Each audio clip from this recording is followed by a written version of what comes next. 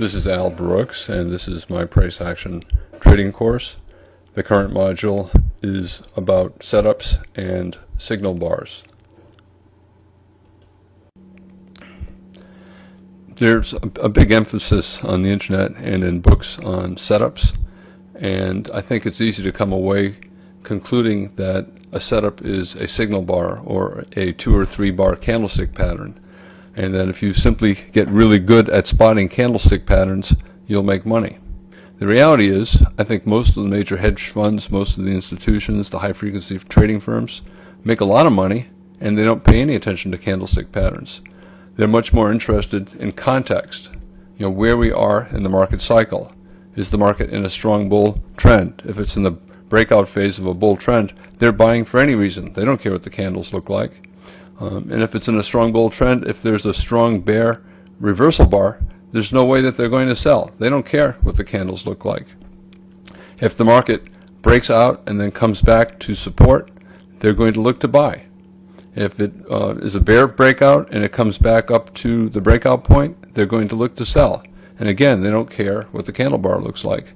I think everyone in their heart knows that Goldman Sachs, high-frequency trading firms, and all the best hedge funds out there are not really paying any attention to candlestick patterns.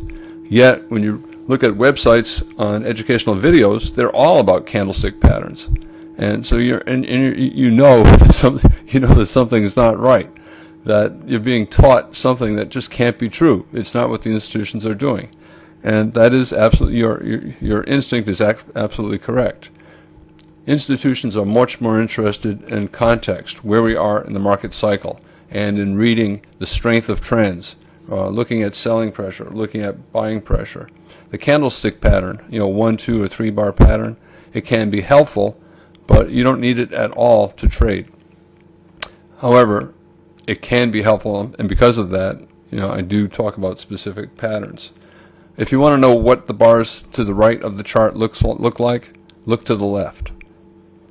The market tends to continue to do what it's been doing.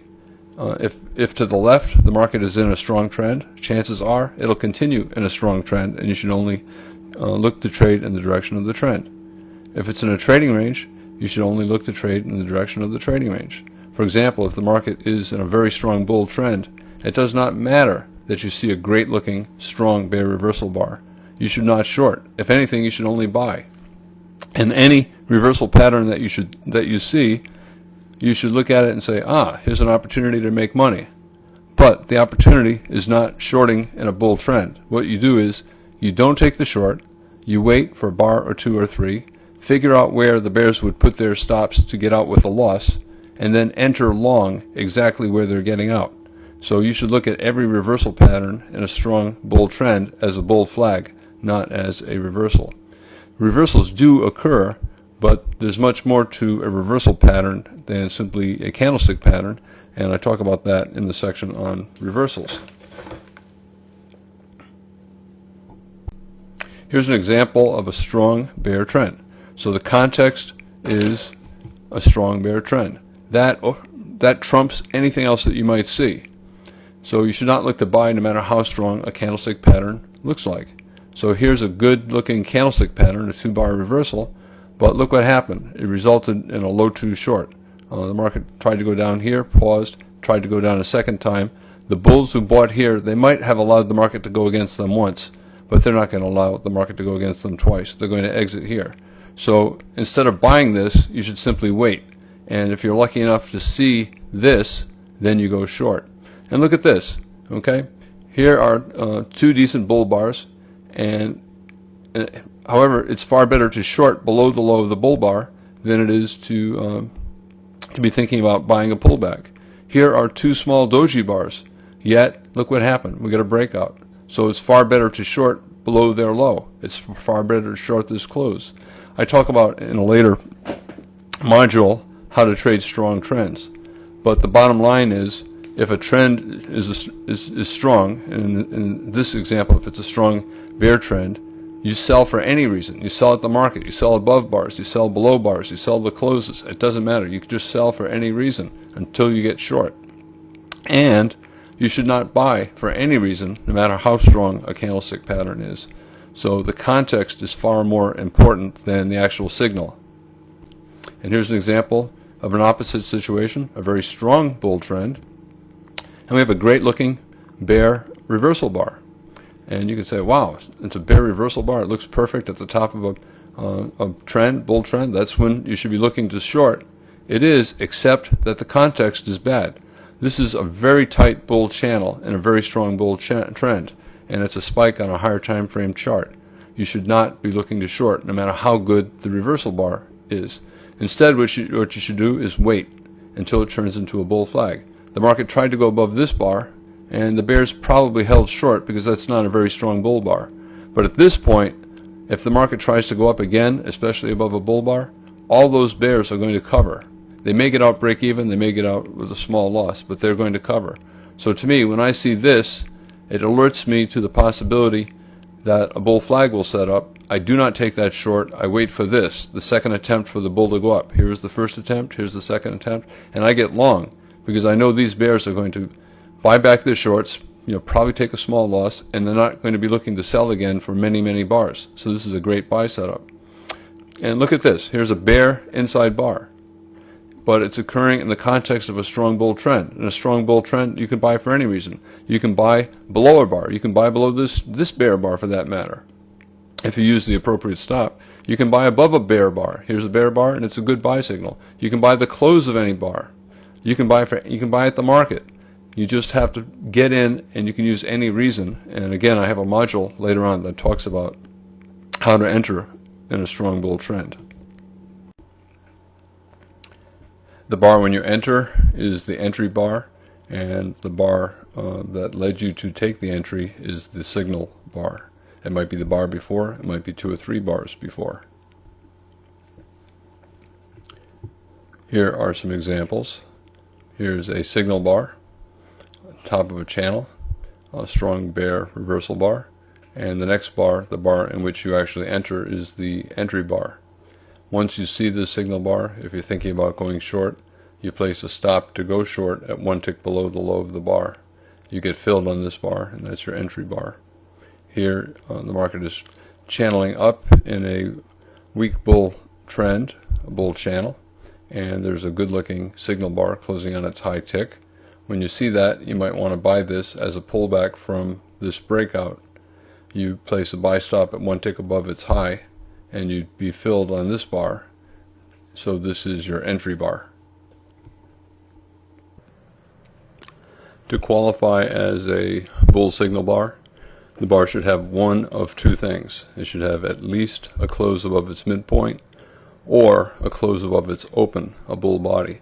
So in other words, it can have a bear body as long as it closes above the middle of the bar. In other words, as long as there's a tail at the bottom that's at least half the size of the bar, that would satisfy the requirements of a reversal bar, a bull reversal bar.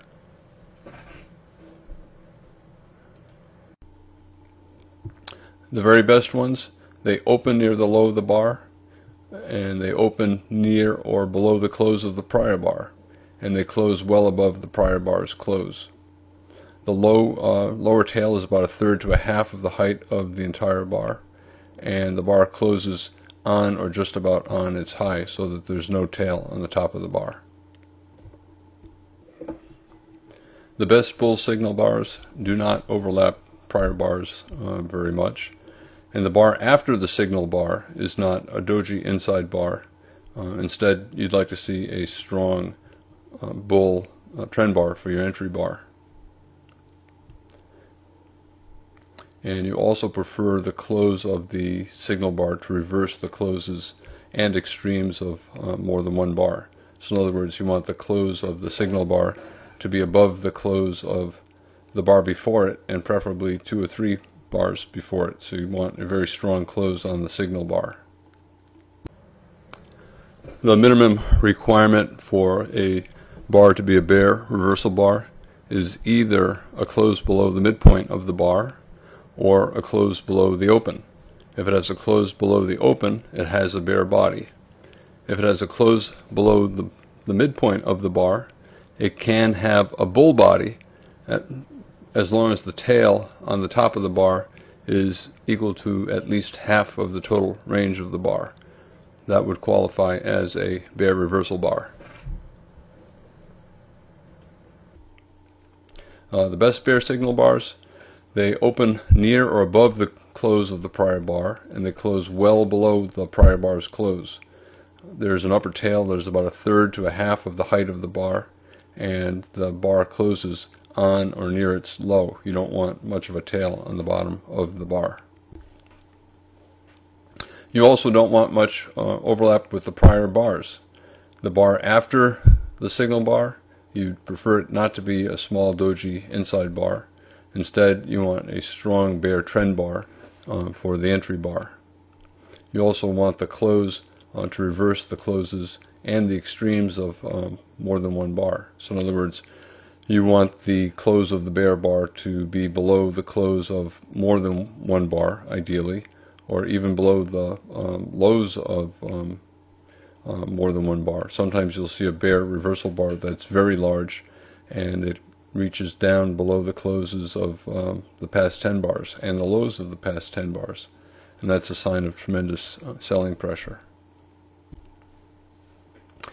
Another common setup is a 2-bar reversal. So instead of a single bar being the signal bar can be a 2-bar pattern. For example, if you're talking about a buy setup, you may see a bear bar and the next bar be a bull bar with a body about the same size and a close at the top. If we're talking about a 5-minute chart, if you look at that same chart on a 10-minute chart, you might see a perfect bull reversal bar. When the reversal takes place of a 2 bars, it's a 2-bar reversal, and the 2 bars do not have to be consecutive. You can have a big bear trend bar and then 5 or 6 bars later have an equally big bull trend bar, and that is a 2-bar reversal, even though they're separated by many bars.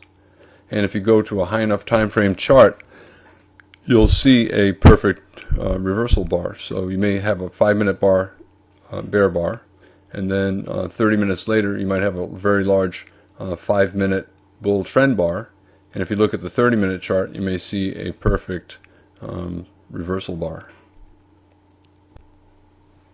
Here's an example. Here's a small 2-bar reversal. There's a bear bar and then a bull bar, and traders will buy above the high of that bull bar, treating it like a single reversal bar.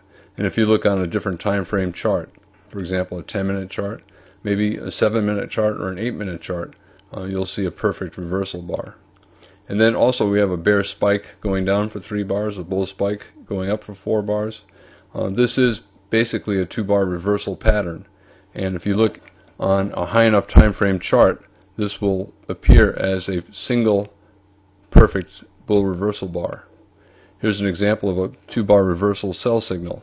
There's a bull trend bar breaking out above a prior high, followed by an equally strong bear signal bar closing on its low. So these 2 bars create a sell signal pattern setup, and you treat it like a signal bar, and you would short 1 tick below the low of that bear bar. So you treat a 2-bar reversal exactly as you would a perfect reversal bar, a perfect 1-bar reversal bar. Signal bars need context. A strong signal bar is not enough reason to take a trade. The context has to be right. It has to make sense that you'd be expecting a breakout at this particular moment. For example, in a trading range, you want to buy low, sell high, and scalp. You don't want to buy near the top of the range. You don't want to sell near the bottom of the range. So for example, if you see a perfect bull reversal bar, but it's at the top of the range, it's a great looking bar, but the context is bad, so the setup is bad. Remember, most breakout attempts fail, so no matter how strong and convincing the bull signal bar is, and no matter how strong and convincing the bull rally is that took you to the top of the range, 80% of the time the market's going to reverse, and that perfect bull signal bar at the top of the range will result in a losing trade.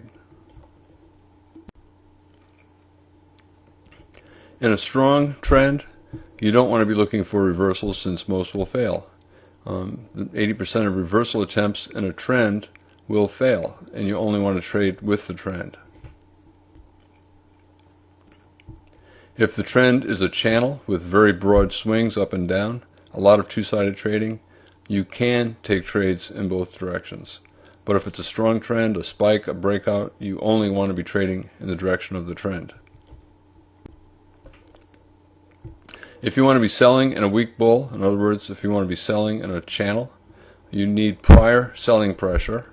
I talked about selling pressure in another module. And you also want to see a strong sell signal bar. So whenever you're trying to sell in a bull trend, even if it's a weak bull trend, you want to see both selling pressure and a strong sell signal bar. If you want to buy in a weak bear trend, for example, if you have a broad bear channel, you need prior evidence of buying pressure, and you also need a strong buy signal bar. So whenever you're buying in a bear, you need both prior buying pressure and a very good signal bar. Otherwise, don't buy in a bear trend. Here's a perfect example of very good looking bull signal bars, but the context is bad.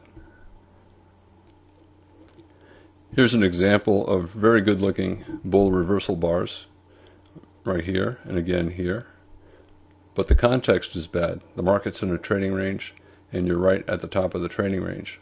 So when the market's in a trading range, you don't want to be buying at the top, even if you have a great looking bull reversal bar.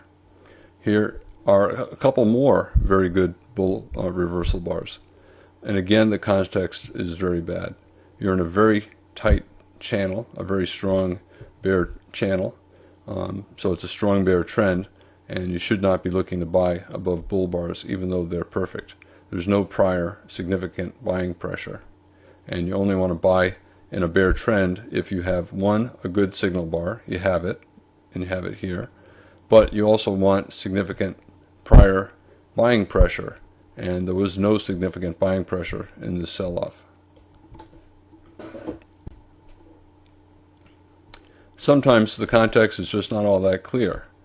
For example, here maybe this is a major trend reversal, but maybe it's a trading range. If it's a trading range and the market's going down for 7 or 8 bars, you might want to wait for a second signal before you buy. So you have a great looking signal bar, but you're not sure about the context. So when in doubt, it's usually better to wait.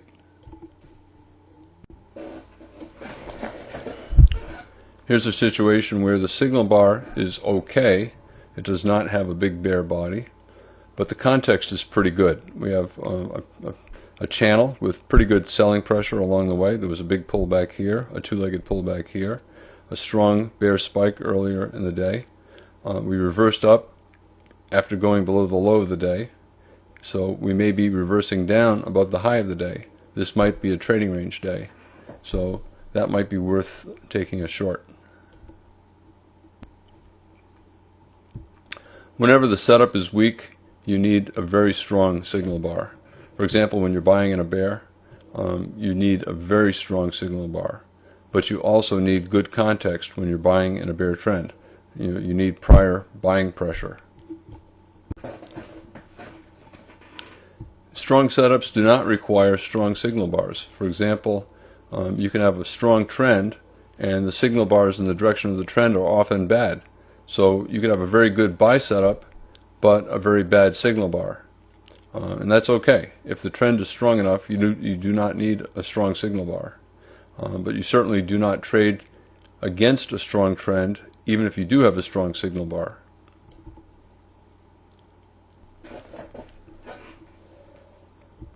For example, here's a bear trend and a very good looking buy signal bar, so it's a strong signal bar.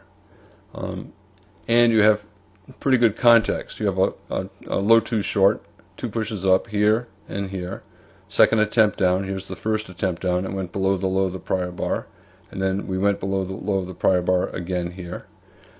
So we got some buying pressure going on. We also have tails on the bottoms of the bars. We have a possible sell climax here. So the context, I think, is supportive of a possible reversal back up into this potentially final flag of the sell-off. and then on top of that we have a very good signal bar. So this is a circumstance where there's a strong signal bar and a bear trend, and the context is pretty good. We might have a final flag setup which could lead to a failed breakout and a reversal up. Strong trends often have terrible looking signal bars, and that's okay. The stronger the trend, the less important the signal bar. Though if you're going against a strong trend, you need an incredibly strong signal bar. But if you're trading in the direction of the trend, a lot of times the signal bars will be bad. Here's a doji, here's a bear bar, here's a small bull bar, here's a doji, here's a bear bar, a small bull bar. You got a bear bar here. You could even buy above that, the first close below the moving average in a very strong trend. Another bear bar and strong leg up. So when you have a very strong trend and you're looking to buy, don't worry about having perfect signal bars.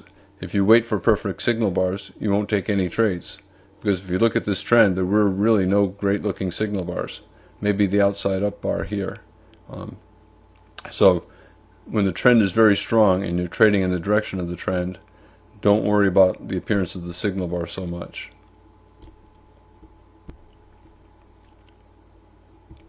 When you're buying in a bear trend, here we have a sell-off. It's a bear channel. A bear channel is a bear trend.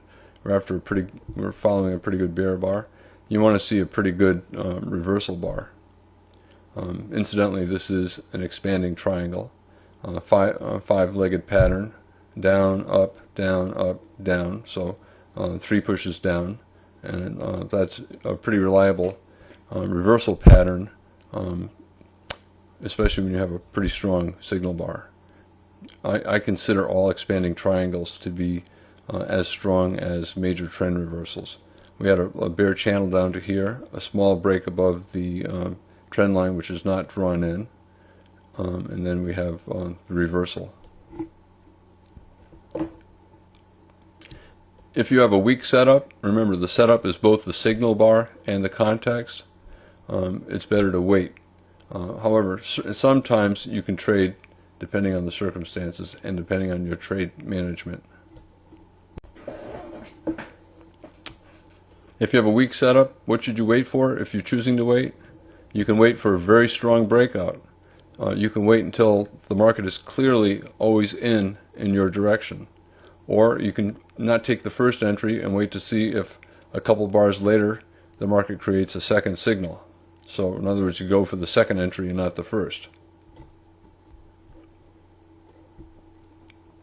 Here's weak context. We have a very tight bear channel, 8 bars down, 8 bars without a pullback, 8 bars with highs below the high of the prior bar.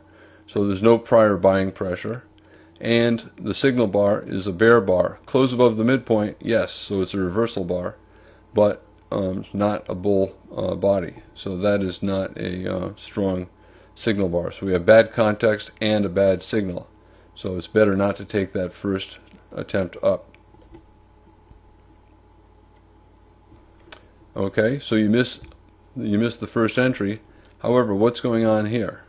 We have a strong bull bar for those who did take it, closing on its high, and then a second strong bull bar closing on its high, and an even bigger body. And beyond, so it's a breakout bar, and then there's follow through on the bar afterwards, another bull body. So at some point during this rally, traders have decided that, yeah, this is a bull trend. Even though we did not have a good buy signal, we have a very strong breakout, and the market now is always in long. So traders will be buying as the spike is going up. They'll be buying the close of this bar, they'll be buying the close of this bar. So you waited for a strong trend, and yes, even if you bought here or the close of over here, you missed the beginning part of the trend. The probability is so high at this point that the market will go higher, that it's perfectly good to buy, even up at this point. Your stop would be below the bottom of the spike.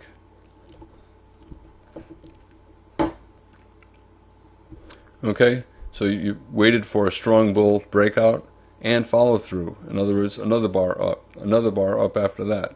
So when you have that, the always in situation has reversed from a bear trend to long. So now you have a strong bull trend. You have a bull breakout. A bull breakout is a strong bull trend, and you can buy for any reason, including buying at the market. I have a module that talks about how to trade bull breakouts. In other words, how to trade strong bull trends. So somewhere in here, more and more traders decided that the market was always in long. And when it's always in long, you buy for any reason. You buy at the market. You buy the close of a strong bar. You buy below the low of a prior bar. You buy pullbacks. So bear reversal bar, but the context is bad for the bears. We have a very strong bull breakout. So traders will place limit orders to buy at the low of that bar, and they'll get filled one tick below its low, or excuse me, they'll get filled at its low on this bar. And they'll place orders to buy above bull bars. Here's a pullback, a bull flag, an II pattern, an IOI, inside, outside, inside, and an II, closing on its high tick, so they'll buy this. Another strong close, they'll buy that. Possible 3 pushes up, 1, 2, 3. Possible final flag after a buy climax. And then they see a bear inside bar, they might take profits on the close of that bar, or maybe one tick below its low. So if you don't get the strong breakout, you can get a weaker breakout, and you decide that the market has reversed to an always in trend in the new direction.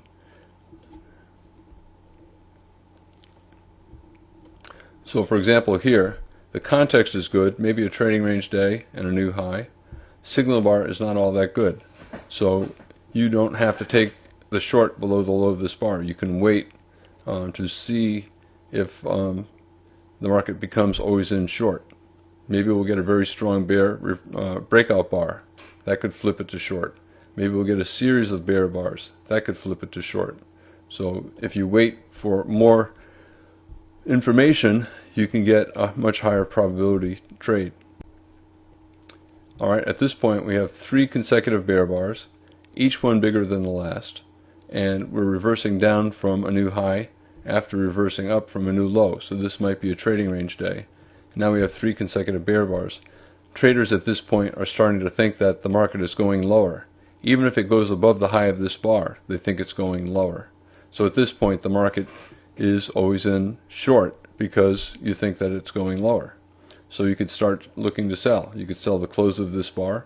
You could sell if the market goes above its high.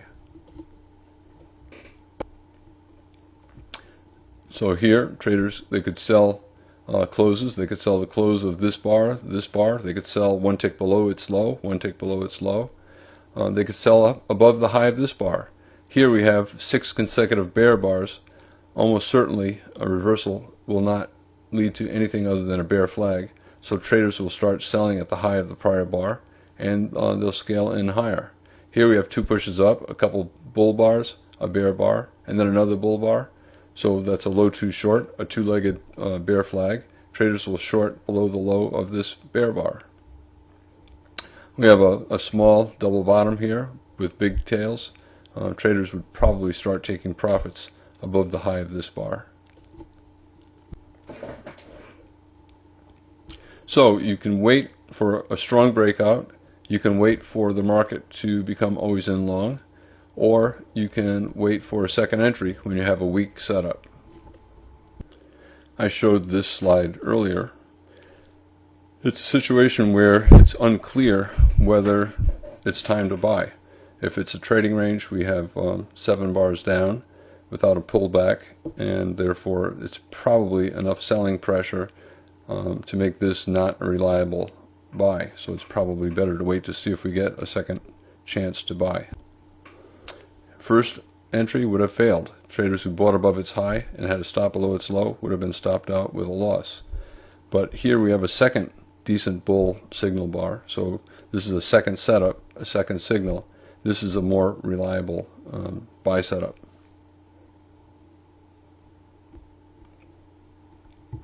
Traders would place a buy stop at 1 tick above the high of the signal bar. So the first signal was above here. Traders get stopped out when the market fell below its low, and the market immediately formed a second equally good buy signal bar. So a second entry in a potential trading range is a reasonable buy for a test up near the top of the range for a scalp.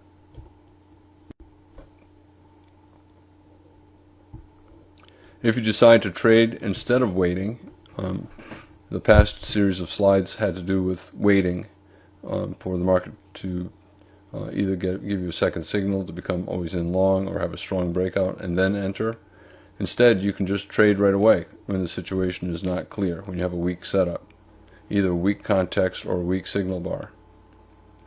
You can trade using your usual approach. You can also trade a much smaller position size, maybe a half size or a quarter size. If you choose to trade small, you have a couple ways to handle it. One is to use a very wide stop. The second is to use your usual stop, and if you get stopped out and then the market gives another signal, you double up your position size on the second signal. So you take a full size position on the second signal.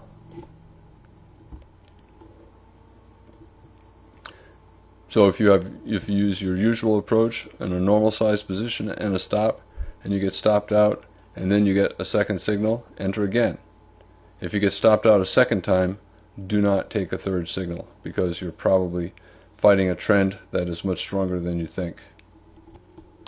So if you're using your usual approach and you have a strong signal bar but an unclear context, you could buy above the signal bar, put a stop below, and if you're stopped out, wait for a second signal and then buy again.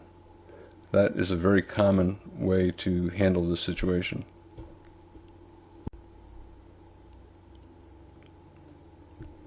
So here's an example. You buy here, you get stopped out when the market falls below the signal bar, and then you buy again above the new signal bar.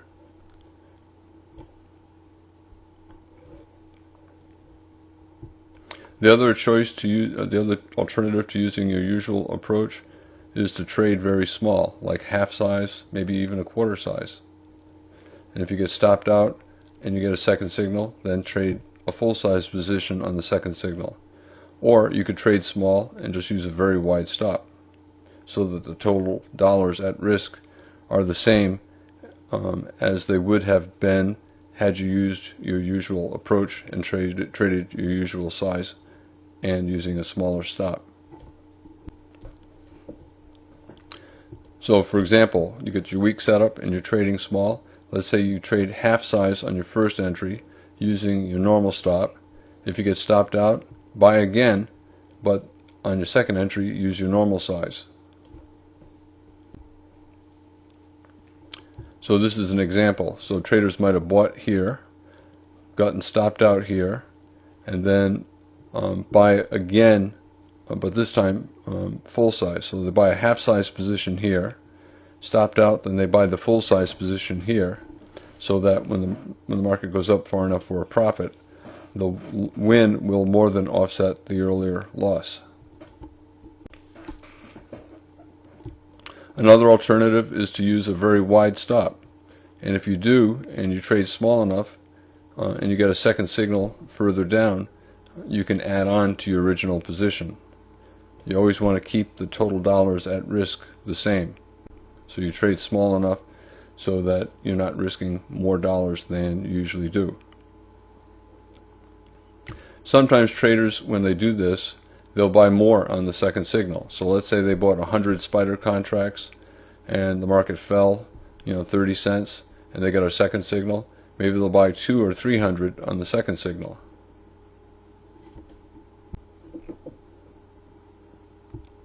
Here's that example again. So traders, maybe they bought one E-mini here. This is a 5-minute E-mini chart. And then maybe when they got stopped out, maybe they bought 2 or 3 here.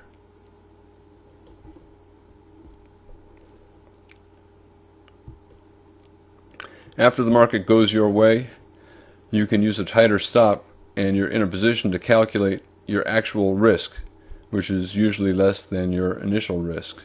The actual risk is, after the market goes your way, you look back and you figure out how many ticks would you have had to risk to not have been stopped out. And if you have a smaller actual risk, you can go for a smaller profit target, and you have a higher probability of achieving that target than you do of having a target based upon your initial risk, because you're not looking for as far away. Okay, so let's say you bought here above the signal bar, and you used a wide stop, let's say way down here. Okay, and you originally were looking for a move up equal to the size of your initial risk, right? So that might be up here. However, once the trade started to go your way, right, your stop is down here, you bought here, so you did not get stopped out below here because you were relying on this wide stop. So once the market starts to go up here, at this point, you can look back and say, how many ticks would I have had to have for my stop so that I would not have been stopped out? Well, your stop would have had to be 1 tick below this bar. So you bought here, and at this point, the actual number of ticks that you risked was from your entry price here down to 1 tick below this bar.